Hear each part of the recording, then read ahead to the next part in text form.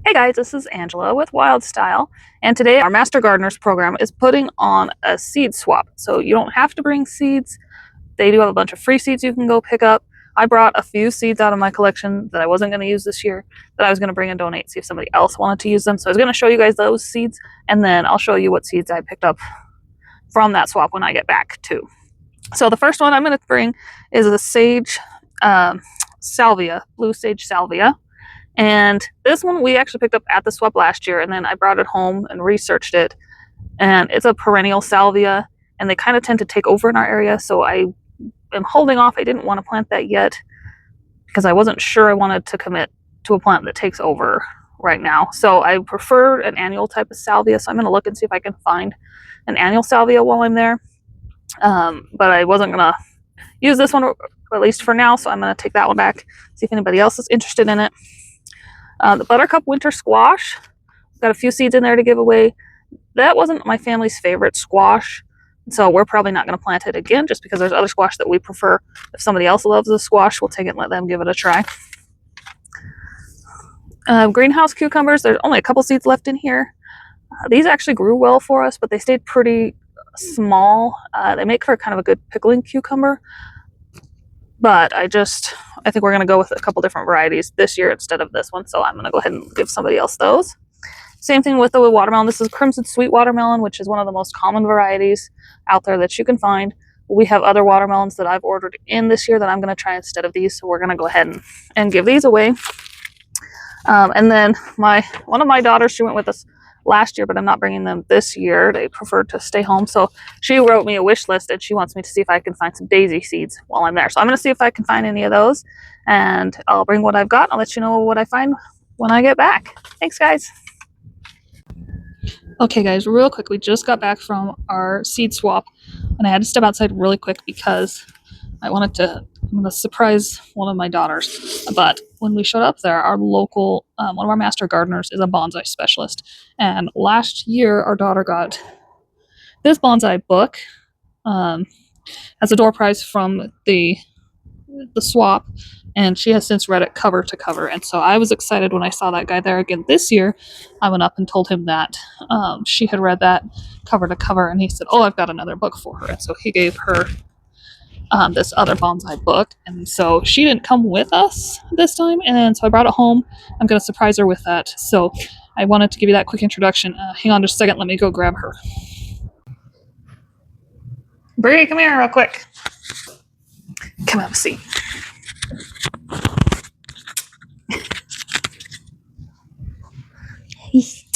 Okay, so you remember last year when you went to the seed swap with us? Mm-hmm. Do you remember the book you got from the bonsai guy?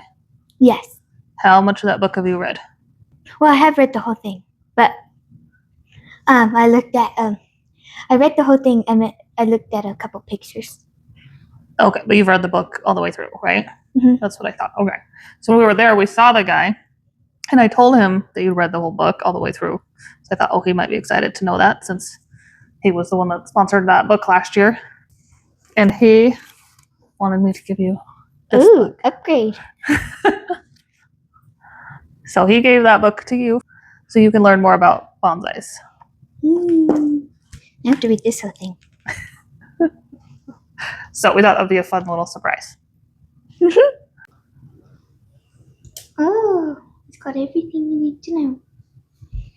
It even has basic stuff and seasonal and everything you have to do, and then best trees, the easy to grow ones, and the pretty ones, and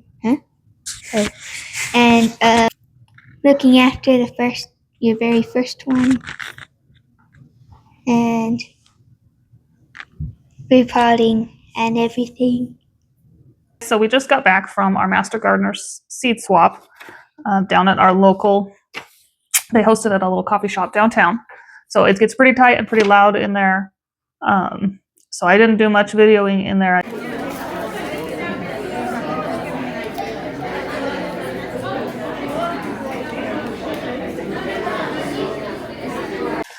We did not find any daisy flowers for my daughter, so we're going to have to get her some other flowers to plant, but I've got plenty of supply at home that she can pick out for. Plus, we picked up a couple varieties here she might try too. So, what they do at the seed swap, though, is they have several options. So, the Master Gardeners work with our local university, and they provide seeds for people to grow herbs and vegetables. It's called their Grow a Little Extra program. And the idea with that program is that you grow a little bit extra and then you have some to give away to your communities, help people throughout your community. So they provide a lot of seeds for free just for local people to try out, try and grow some of their own food, increase the gardening throughout Wyoming. So they provided a lot of seeds, and those seeds, they said you could have the whole packet of seeds. Our library has a little seed library is what they called, and they provide little packets of seeds that they have divided out also, so you could choose from some of those. I think that they also had Burpee donate some packets of seeds too, so you could have whole seeds. And then they also just have local gardeners. I showed you the seeds that I took. They have some people that donate a lot of seeds, and they provide packets of seeds that people can pull from. So instead of taking the whole packet, you label your own smaller packets and put a few seeds in there to try. And so that way those seeds get spread farther without somebody committing to a whole packet of seeds, but it makes so everybody can have a few free seeds to try as we all swap them around, thus the seed swap. So I'm going to go through what we got here from the swap today. So the first one is, these are a golden beet. I don't love beets, especially pickled beets. I know that there are a lot of people out there that do love their pickled beets. I don't love pickled beets. We did have beets the other day where my husband cooked them up and he just kind of cut them into small pieces, sprinkled a little oil and salt on them, fried them up, almost kind of like a French fry or a carrot fry, sweet potato fry, and they were really good that way.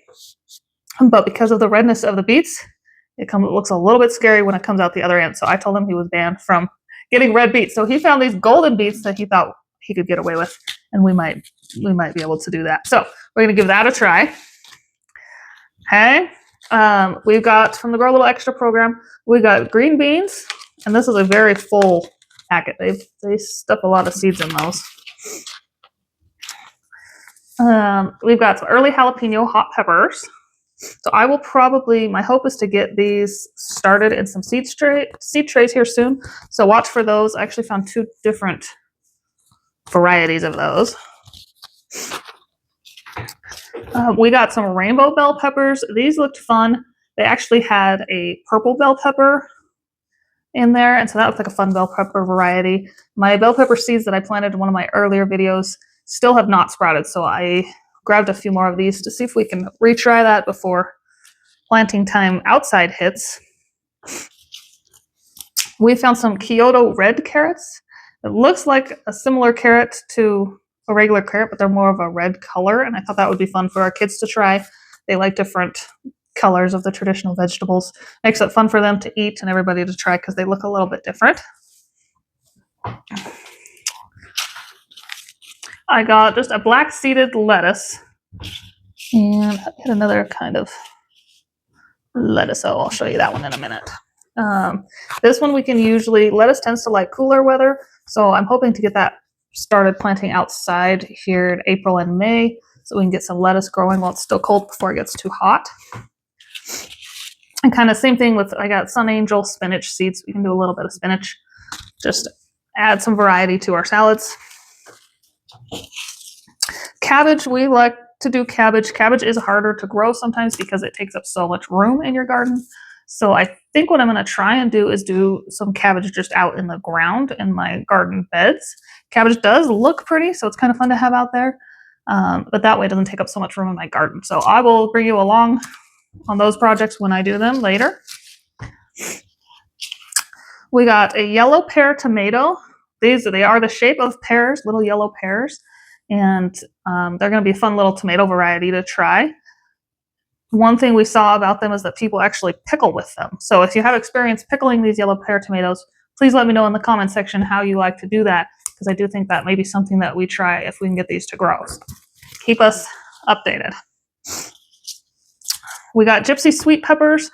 I don't eat sweet pepper seeds, but my husband and one of my kids do, and they just love them. They'll munch them plain. So that'll be a fun variety if we can get those to grow. And then just a traditional yellow crookneck squash. I do like squash occasionally, just fried up with a little bit of butter and some salt. The nice summer squash is fun to have a little variety in your vegetables. We also got, this is a lettuce, a blend of lettuce. So it has like a purple lettuce and a green lettuce in there. But this is a seed tape. So I got this for one, because I wanted to try it, but for two, because I wanted to show you guys. Let me get this opened up here. Okay. So it comes, almost feels like it's wrapped in toilet paper, but it comes in, if you can see that,